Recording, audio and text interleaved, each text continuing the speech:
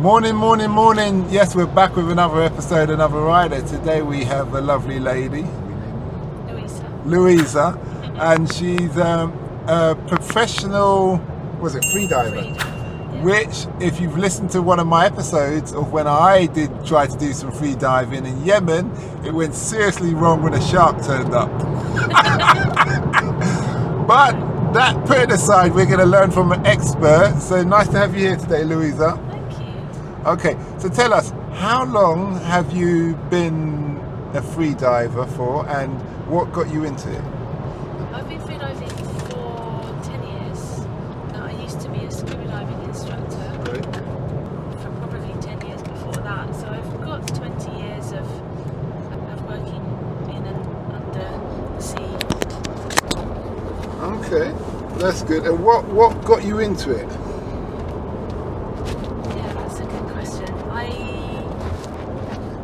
Obviously, I really loved being in the sea. I was working as a scuba diving instructor for a long time, and then I was back working in London for a little bit, and I suppose I felt like something was missing, and I couldn't work out what it was at first, and then I realised I needed to get back into the sea.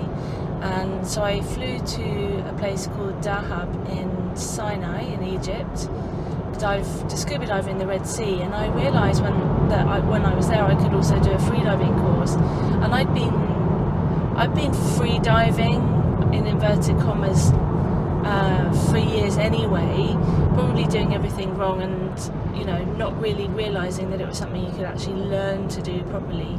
So whilst I was there I did this free diving course, and then I never looked back. I never wanted to go back and scuba dive again. And I realised that you get so many things from freediving that you can get from scuba diving, but you get more. Scuba diving, I think, for me, it's a little bit like watching a film. You don't have to do an awful lot, but freediving is actually a sport. There's a constant challenge, whatever level you're at, up to being an athlete or being a beginner just recreationally sort of enjoying the sea, or a lake or any kind of body of water. There's always challenges. You're always bettering yourself. You're always connecting your mind with your body and how you're moving and how relaxed you are, and making yourself more efficient so that you can hold your breath for longer. And so it's a different activity, and I became addicted kind of straight away, and it's gone from there. Tell us about the course. How long was the course? There's going to be a lot to it, breathing, all these kind of things. So I've just come back from teaching a beginner course to a group of guys in Formentera in Spain, and it's a 2 or 3 day thing to get like a beginner foundation in free diving. So there's theory involved. The theory is similar to scuba diving in some way. So you're learning about how to equalise your ears. A lot of people ask me how I can go underwater without my ears hurting. So that there's a technique called equalising, which you have to learn. You learn about the physiology of your body. Just to jump in there, with the equalising, is it where you breathe? Blow the bubbles into your ears? Kind of blow the air into your ears? So the most simple way to do it is to squeeze your nose. So you pinch your nose, and then you try to inflate your nostrils. So it's almost as if you're blowing out, but you're not. The air's not obviously escaping because you're pinching your nose. And what's happening is that's going through these tubes that reach from your nose, the station tubes that go from your nose to your middle ear, and that airspace in your middle ear becomes equalised, so that the pressure of the weight of the water reduces the volume of the ears, and that's what causes your eardrum to be drawn in, and that's what causes the pain. Tell me if I'm getting a bit too it's good. It's good. But yeah, essentially what you do when you're starting, you start from the surface, equalising before you even leave the surface, and then so you equalise out of the water. You equalise when your head's on the surface, so you're kind of pre-pressurising that area, because by the time you've dived under, you've gone a metre or so, and then you need to equalise straight away again. So you're just giving yourself a head start. And it's this feeling of pain in your eardrums that stops people from going further, and all they need to do is learn how to equalise their ears properly, which is very simply pinching the nose and inflating the nostrils, so as if you're blowing your nose. Okay, that's good. You were saying about the other part of the course. Yeah, so you learn some theory about the physiology of free diving and how the human body really is designed to be able to dive underwater holding our breath, and it's very interesting like how we have this mechanism much like a dolphin or a whale. Obviously it's a little bit, it's not as a strong a reflex in humans, but it is a real thing that allows us to be able to hold our breath for much longer than we would expect. But the other thing that you have to learn about is safety, because obviously you're holding your breath underwater, so there's risks involved in that, so you have to learn how to freedive properly, and you always have to freedive with someone else that knows how to look after you and knows how to rescue you if anything happens. So some really important bits of theory that you learn with the course, and then you do some shallow water training, normally in a swimming pool or shallow water. If it's open water, that's fine too. And then you do some depth training. You're learning a lot about relaxation and how to relax your mind and how to relax your body, because any activity either in your brain or in your body is using up oxygen faster. So the calmer we can be mentally and physically, the longer we're going to be able to hold our breath for, and the more comfortable it's going to be. Talking about holding breath, Yeah. how long was the longest you could hold your breath for when you started? What you do now? Well, for the beginner course, you would do 2 minutes to be certified. Really? Yeah. That's a long time. It is, yeah, and it's really surprising for people when they do it, because it's the first thing that we'll do with people. So I'll start on day one, doing a little bit of a chat, explaining a little bit of the theory, and then I go through a relaxation session with people, doing some breathing, doing some mindfulness, body scans and that kind of thing. And then I'll get people to hold their breath, and progressively we do like a warm-up, to get the body familiar with what it's doing. And progressively it's very easy for people to do in 2 minutes, and it's very surprising to them, because it's just applying a few kind of techniques, but mostly relaxation, and then it becomes very possible. And it is something that you can practice on your own when you're not in the water. So you can lie on your bed or lie on your sofa.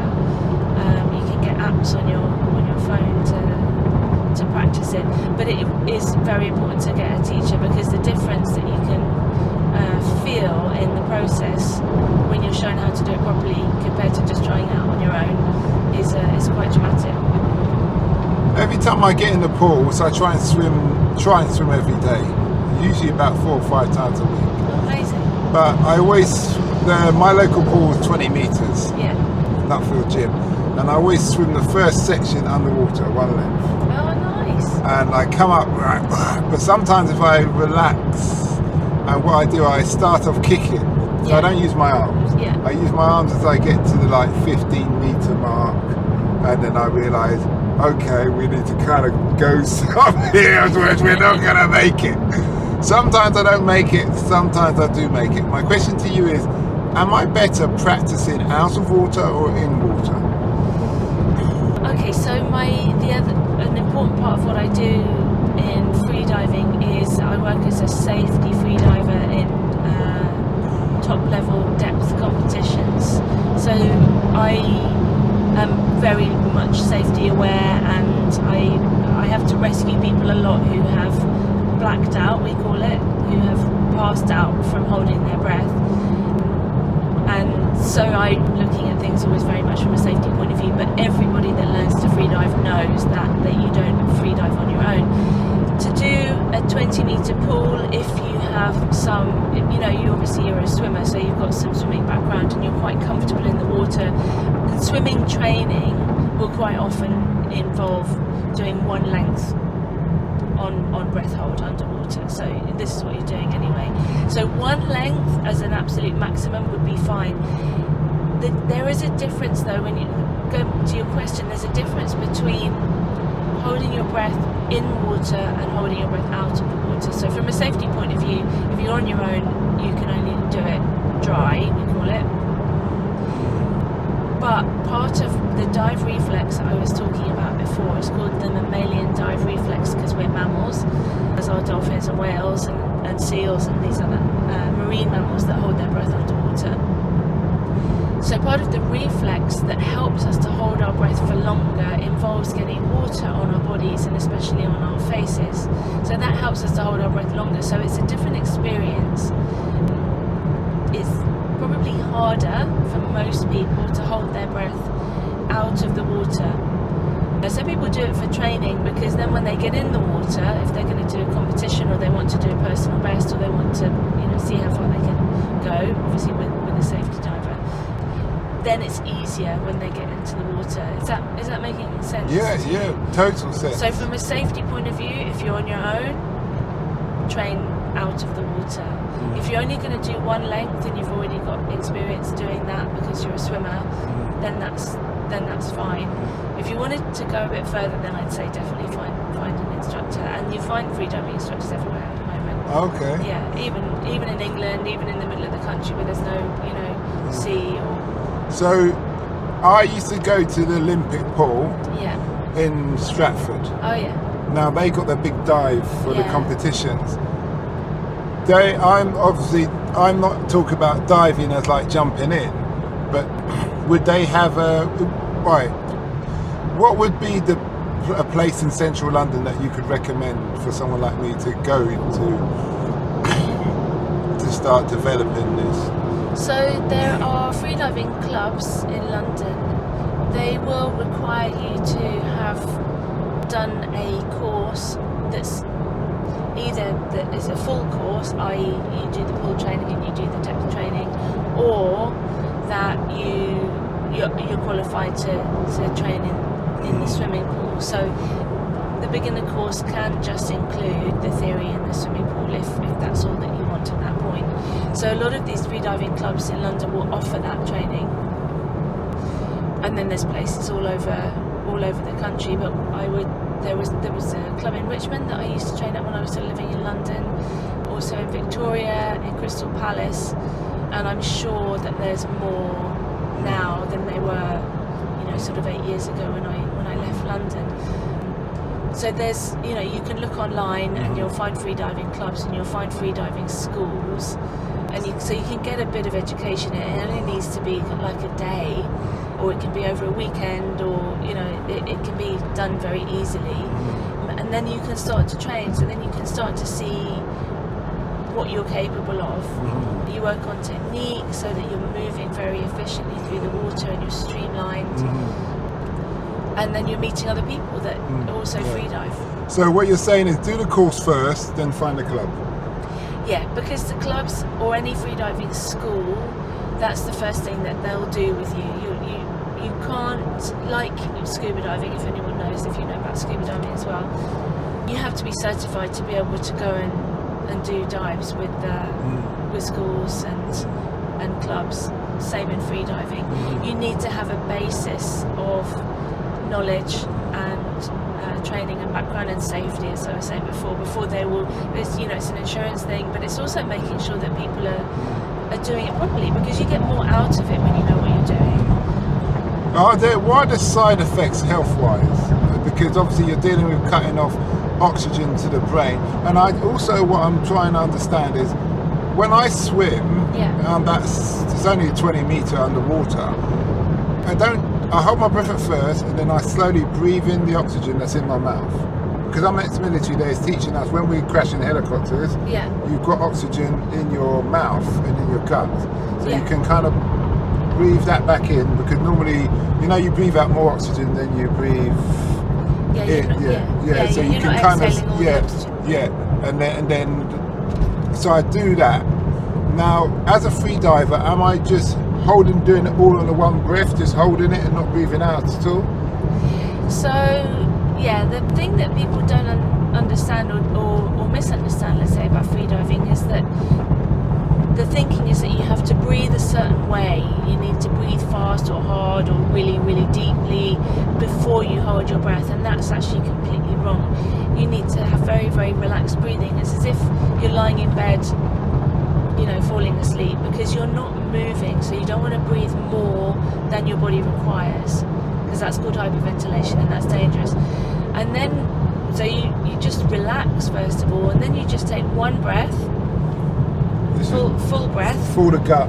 So you breathe So in. you breathe in, your belly expands, your chest expands. It doesn't need to be a super full breath, because the oxygen is already saturated in all parts of your body.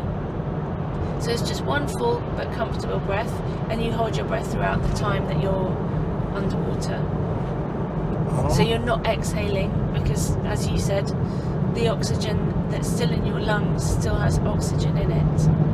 Sorry, the air that's in your lungs still has a... So your body will naturally take the oxygen from your lungs without you having to do anything. You just shut off the valve, so to speak. You just close your mouth. Yeah. Okay.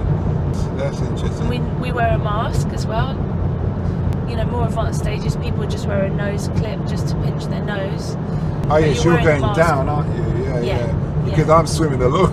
Yeah, but in the pool also people wear masks or nose clips, So when you say a mask, what you're not referring to goggles? No, you need to have your nose enclosed inside. Because what happens, as I was explaining before about, I don't want to go into too much kind of physiological or, you know, the physics of pressure, but as you go underwater, the volume of the air in your mask and in your lungs and in any air spaces in your body, i.e. in your ears and your eustachian tubes, that air under pressure reduces in volume. That's why we need to equalise our ears, but there's an airspace in the mask that also needs to be equalised. So if you try and dive down in goggles, that airspace between the goggle and your eye is going to start to get smaller, and that's going to start to suck on your skin and on your eyes, and it's uncomfortable, and eventually you know it's going to bruise you. You get what's called a squeeze. I don't want to say it's as dramatic as your eyes are going to get sucked out, because I don't think anyone would push themselves that far. But no, we can't go underwater, deep underwater, in goggles. You're okay in a pool if you're only going a metre and a half, let's say. But so you can't go underwater deep in the goggles. But you need to have the nose space. You need to have a mask so that you can exhale through your nose to push air in to equalise the mask. Ah, like the old diving goggles. You know, the glass ones, the frogman ones? Well, the ones that we use for freediving are much, much smaller than that. They're very, what we call low volume, so that you don't need to put too much air into them, because that's valuable air to you. So yeah, it's the same mask that you do for snorkeling or scuba diving, but if you want a specialised freediving mask, then it's going to be lower volume and a bit more flexible. There's a lot more to this than I realised. Yes. Okay. Yeah. Now, but there doesn't have to be, but yeah, it is very, very worthwhile to get some training. You spoke about the health issues. What are the things that people need to be aware of? Like, what should be your physique, ideal physique? I'm quite a big guy, I'm overweight, to be honest. Do you need to be a slim person? You look like you're a yoga queen as well. Oh, I don't do yoga. The way you're sitting, I was just looking at it. She's sitting with her legs crossed on the seat. Like, yeah, okay. A lot of freedivers do yoga, yeah. So you are working on anyone can freedive. You know, it doesn't matter your size, your shape, your age. The most successful freediver ever was 53 when she died, and she was still breaking world records at that point. So, and she started when she was about 40. So, you know, it's not like other sports. Did she die of freediving? Yes, she did. Yeah. Oh, yeah. What happened? Well, I can go into it, but it's maybe a bit complex. Oh, tell us. It's all right. Well, she made mistakes, and this is why I'm being very clear about making sure that it's important to have training, and it's important not to freedive on your own. So she, like any accident, she made 3 errors. So, you know, quite often when an accident happens, it's more than one thing. It's an accumulation of things that have gone wrong. In her case, she didn't have an understanding of the underwater conditions in the place that she was diving. She didn't attach herself to the rope that she was diving on, which you should do. Okay. And she didn't have anyone doing safety for her. She didn't have someone looking after her. Had she changed any one of those three things, the outcome would have been different. But she dived down to a depth that would have been very easy for her. She hit an underwater current. Oh yeah, I've been in those when I've been diving, and you get dragged along. Yeah. So when you train free diving, we're diving on a rope, a vertical rope. So she should dive down, turn around, come straight back up again. When the current pushed her, then of course she's lost the line. So that's going to cause a bit of panic. That's going to start to use up oxygen, and then her trajectory up to the surface isn't a straight line, it's like a diagonal, so it takes a lot longer. Because she wasn't attached to the line, that pushed her away. If she'd been attached to the line, she would have been fine. If she'd known about the current, she wouldn't have dived there. If she'd had someone doing her safety, then they could have assisted her. So she got pushed very far away, and then what happened is she blacked out. But by the time she got to the surface, she was, what we understand is she was about 50 meters away from where she should have come up. So then no one was there to assist her when she blacked out. And when you black out, you exhale, you lose that volume of air in your lungs, which helps you to stay buoyant, helps you to float. So then she started to sink, and then the water. By the time they got to her, to where they'd seen her, she was too far under, and they never found her. Okay. Well, I'm glad you shared that story, because you told me some key points. Keep tied to the line. Sounds a bit like the commando things we do in the military. Tied to the line, have a buddy, and do a recon on the area you're going to be. Exactly, exactly. But the main thing about that is that you need to be properly trained. And then you know these things. And I don't mean to scare people, but I do deal with accidents a lot, and I hear about things a lot, and it happens too much that people think that they don't need to get properly trained, and they can watch YouTube videos and learn how to do it, and then they... Like me with the shark. Oh, well, you need to tell me about that. But people, I do hear about people dying in their swimming pools, in the sea, because they haven't been properly trained, and they've decided to go and dive on their own, or with someone that doesn't know how to rescue them. So you've never dived on your own? Yeah, I have, and I would have done before I learned to free dive properly. So yes, it does. Okay, but since you've learned the rules or the safety precautions, you're just like, there's no safety there. It's like, I'm going to free dive 20 meters and then come up. No, I wouldn't do that without anyone. Okay, that's interesting. Yeah. That's interesting. So I could, 20 meters for me, obviously, because it's my job. That's not a big dive. But I have to practice what I preach. Yeah. And you don't know what can happen. So, what have you learned from your extensive experience in this industry? How long have you been in the industry? Free diving for 10 years, but before that, scuba diving for another 10 years. So 20 years of working. Okay. So what have you learned from your 20 years that you wish you knew when you'd started? Oh, God, that's a really tough question, because there's so many things, that you learn. Name them, we've got time. This is an exclusive, this interview. We've got way over our time, but this is all going out there, so go on. God, what do I wish I'd known? Wow, that's such a tough question. I think regards being underwater, whether it's scuba diving or free diving, I think what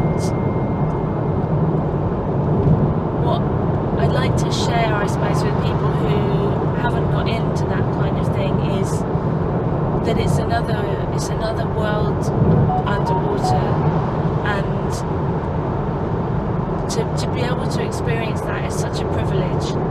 Before we started talking on recording this, we were talking about experiences that we've had in the sea with marine life, and those kind of interactions that you can have, especially when you're free diving, are just magical. And able to connect with nature and to be in this different element in the sea, or in, I actually live most of the time in Mexico, so there's these things called cenotes, which are freshwater sinkholes. So to be in lakes or sinkholes or any kind of body of water, and that... Aren't sinkholes dangerous? They can be, yeah. But those are things that suck you down? Oh, no. The sinkholes are where the rock, and it's quite often limestone, has created like an underwater chimney, like tunnel. Yeah. So it's not, the rock has sunk down over millennia, but no, they're not necessarily. A sinkhole doesn't mean that there's an underwater current drawing you down. No, but the experience of being in water and being underwater, it's very enriching. So I suppose I was always drawn to doing that. That doesn't really answer your question, but don't worry. We can always, if you come up with something, we come back to that. Yeah. What I was going to ask you is, I was swimming in not in Yemen, in Oman, and I was going to go into the water, and I was sitting there, and a local come up. I thought he was going to ask me for money, but he was actually doing me a favour. He's saying, "Don't go in that water there, because there's something that's drawing, sucking people down." Yeah.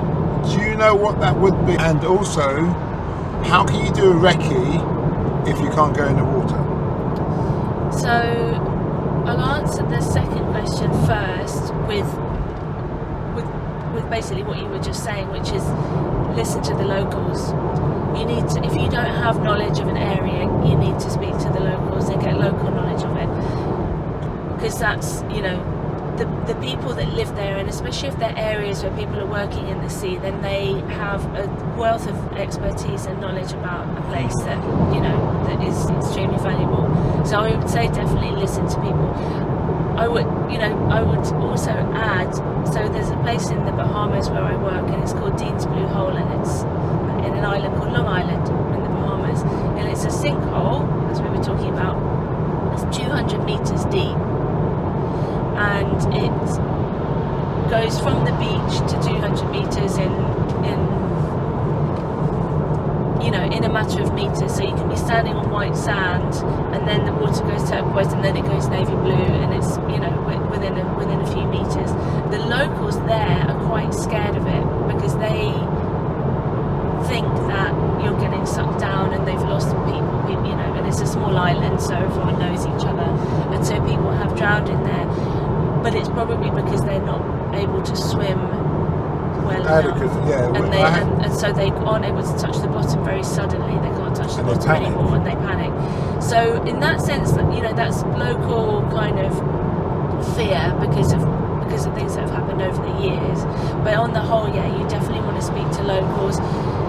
You can, you need, again, this is where it's good to get training, because you get taught to look at certain apps or maps that tell you depth. So there's an app called Navionics, which tells you the depth contours. It's used a lot by sailors and people who are on the water, so you can find out how deep a location is. You can check things like Windy is another app, so these weather apps that tell you what the weather's like, and they'll give you an indication of what the conditions are likely to be. But in terms of things like currents, riptides, currents where you're getting pulled under and that kind of thing, you need to find that out from people, or you can potentially read about it on the internet. But those kind of things you don't want to mess with, because the sea is very much... can be unforgiving. Yeah, it's very powerful, and it should be respected. So I would always advise getting information on a place before you dive there. And so, most of the time, if I go somewhere new, then I'm going to get a local freediving school, local scuba diving school, fishermen sometimes. I'm going to get information about it before I go there. Have you ever had a point where you thought, oh, that could have been the end of you? You've come into sea creatures or anything in the water? I've been in the water with a lot of sharks. I've been in the water with whales. Whales aren't dangerous. Sharks can be more curious, let's say, but I'm not particularly nervous around them. Some people can be, also there to be respected. I haven't had an experience like with any animals where I've thought, shit, this is, something's, Okay. But yeah, I have got out of the water when a shark's been a little bit curious, or if I've been surrounded by barracudas or something like that, I'll kind of go, okay, this is time for me to. It's not. I'm not a delicatessen. Okay, yeah, I see what you mean. But I've never had a close call. No. What would be your advice to your 16-year-old self if you could go back in time? I think I probably would have encouraged myself to get into the water sooner, because I always like being in the water. But when you're a teenager and you've got other things that are more important to you, you've got other things that interest you, your mates, you're worried about what people think of you, you're quite sort of, I don't know, there's a lot more going on when you're a teenager, and I think that having some time in nature and having that kind of an activity that is really yours, it's really your own, and it doesn't matter what anyone else thinks, or that can be such a special experience. But having said that, I do really feel like we learn as we go through life, and that's such an incredible process. For me, like, I look back on the experiences that I've had, the way that I used to think 10 years ago, 20 years ago, 30 years ago, and I really enjoy feeling more mature and having learned more, and it's just life, isn't it? It's just the process of it. You can't have the maturity of a 46-year-old when you're 16, it's... You're not 46. I am, yeah. Really? Yeah. That's snap the same age as me, but Oh. I do think so. I do think. I would have been, I thought you was younger, like in the 30s, so okay. All right. And it's an enjoyable, it's life, it's an enjoyable process, isn't it? As you go through life, you learn things about yourself, you learn things about people, about the world, and Okay. so, yeah. I'll tell you one I thing wouldn't change it. to the audience out here. I don't know if she's going to let us take a photo of her with the mic like everybody else, but if you do consider getting into this diving game, do it because you'll look young. It knocks a lot of years off of you in that respect. Okay. If you could... It is very good for you. Yeah, and that's enough. Yeah, that's a question that comes to mind. What are the physical benefits? I know you come from a diving background originally, but what are the physical benefits that you found with diving and the whole, deep sea diving? I think, there's a lot of benefits to it physically. There's a lot of benefits to it mentally, emotionally as well. But physically, I think because it's a sporting activity that people really get quite addicted to, you start to consider how you take care of yourself. So you start to consider what you're eating, what you're drinking, how much you're moving. So you get side benefits from it. And that's why people do yoga. Yeah, And yoga or Pilates, which is more my Eating background. wise, what do you not eat? Well, I don't eat before I free dive, so I do a little bit of a fast. What, Unless 6 I'm going to be hours? working for a really, really long time. If I'm going to be in the water for, for hours on end, then I will force myself to eat something. But normally we'll go free diving in the morning because it does help you to have a bit of an emptier stomach if you're training. This is. So then I won't have eaten since the night before. I'll make sure I drink plenty because hydration is really important. So the night, if you're going, let's say you're going free diving at 6 a.m, what, you would stop of eating at 6 p.m. or something? Yeah, whatever time I eat. I tend to eat quite early. I don't want to really be eating after about 8 p.m, but that's just a personal thing for me. But I'm quite used to that, and fasting does have its health benefits for us. making sure that you're hydrated obviously is good for you. I probably wouldn't be drinking much the night before or anything the night before. So it just generally makes you a little bit healthier. When you're starting to train a little bit more regularly, then you know, people are going to start to think about nutrition and supplements and things like that. Avoiding sugar. I don't eat gluten. Some people would avoid dairy because it can affect how you are able to equalize. So it gets people to be a little bit considerate of their nutrition. Everyone's going to benefit from different things, you know. I can't just say one thing is going to work for everybody. And then you start to, you know, think about your body and your flexibility and your strength, and, you know, people just tend to get a little bit more active with it.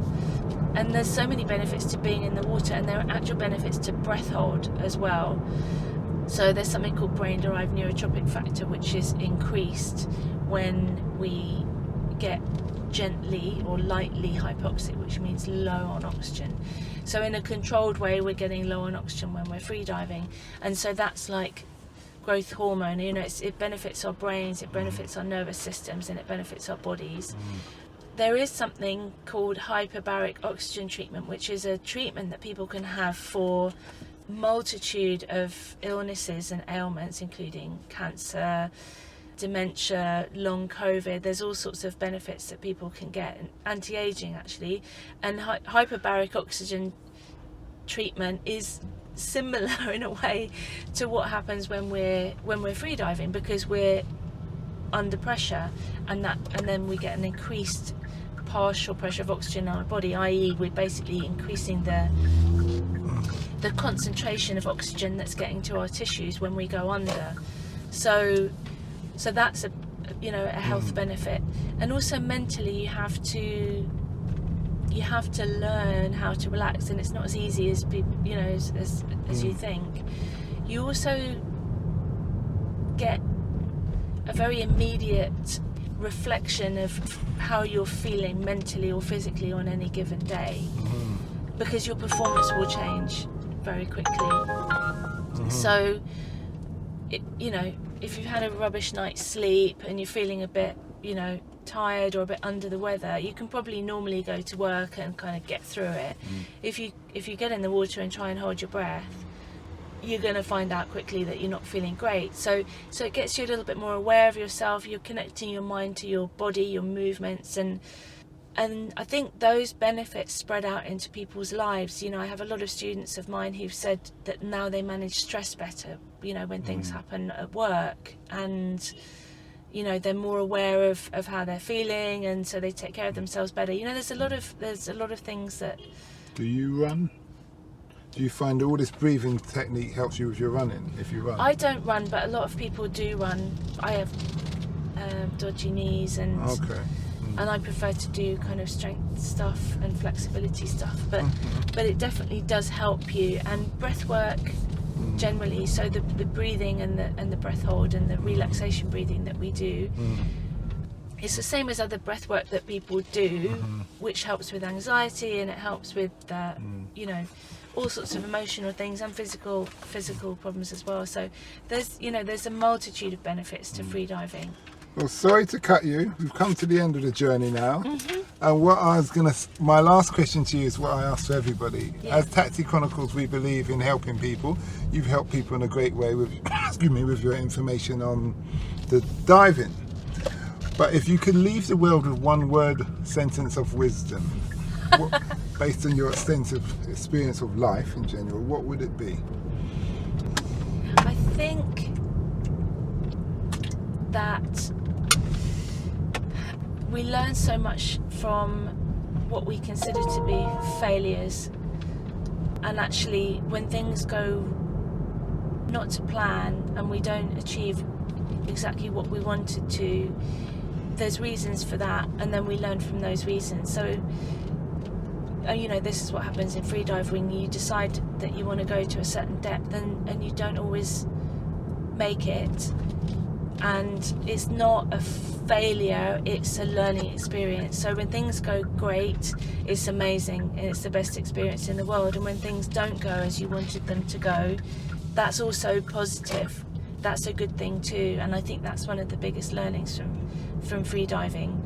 And it's kind of like every cloud's got a silver lining, and it's kind of like, don't beat yourself up when things don't go as you expected, you know, because expectation can feel negative, but actually when things go wrong it can be very positive as well. Okay, well, thanks a lot for that, and we wish you well. We hope that episode enhanced your life. We post an interview every day as well as vlogging on our social media channels. Don't forget to subscribe to get our latest episode.